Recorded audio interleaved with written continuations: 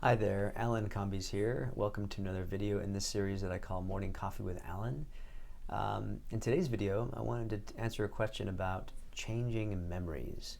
Like, can you really change memories, right? It sounds sort of futuristic or out of a horror movie or something like that, but there's a misconception here that I think I want to address, and I'm looking over because I have my laptop here.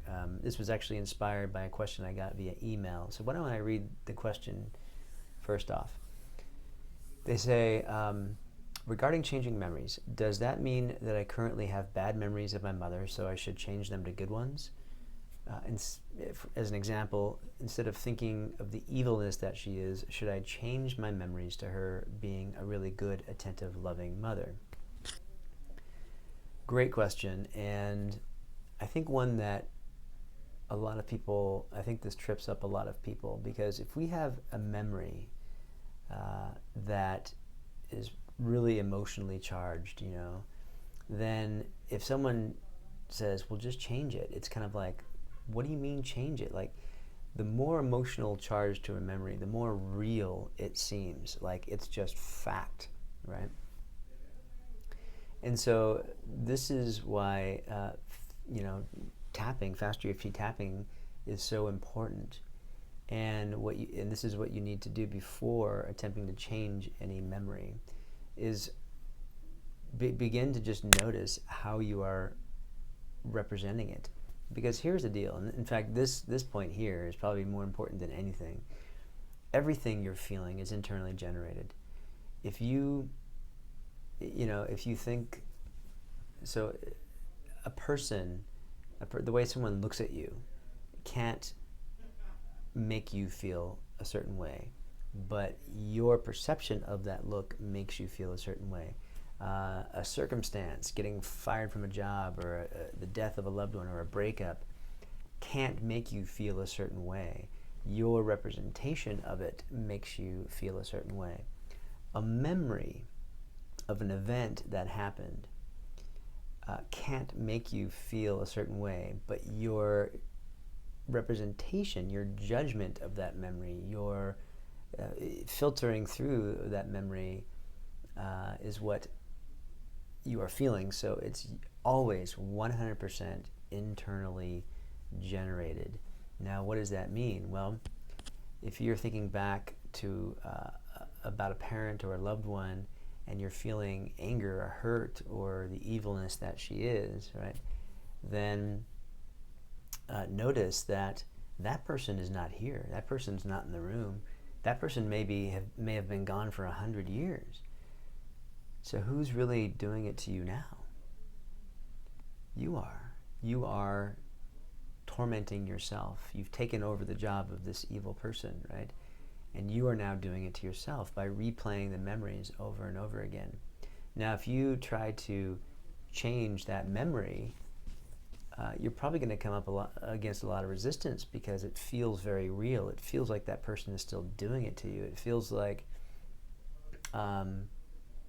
it feels like it's just truth, but it's not truth. It's a very, very convincing hypnotic trance that you have created. And what you can begin to do is recognize that you are creating it, number one, and then recognize how you're creating it. So begin to take a look at, really, step one is understanding that you're doing it to yourself, right? And step two is to recognize how you're doing it. What are your internal representations? Is it a picture? Is it a sound? Is it a thought? Is it a color? Is it a feeling? Notice all of those aspects.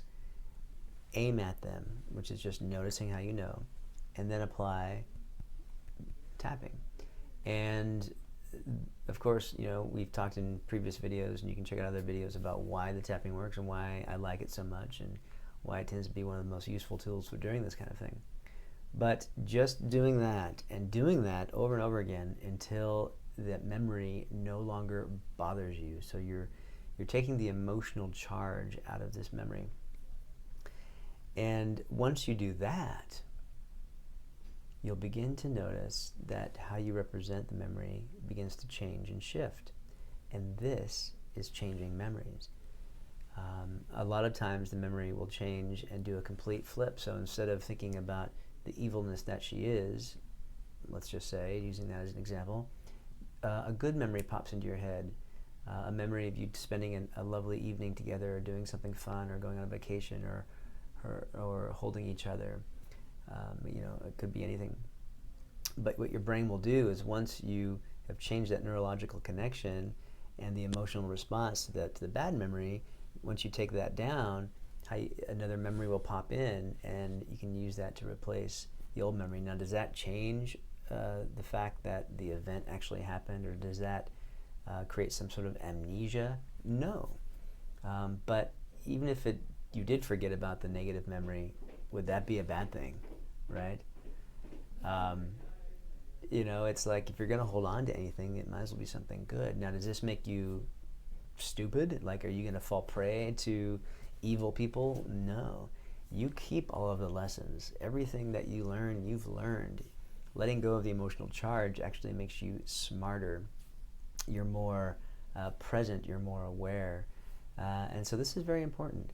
So tapping down the emotional charge, allowing the memory to flip. Now, you can either do that naturally, like it happens naturally, or you can actually add positive aspects, because what you are experiencing is not the actual event. It's all made up. It's a memory. And in fact, every time you remember that memory, you're remembering something.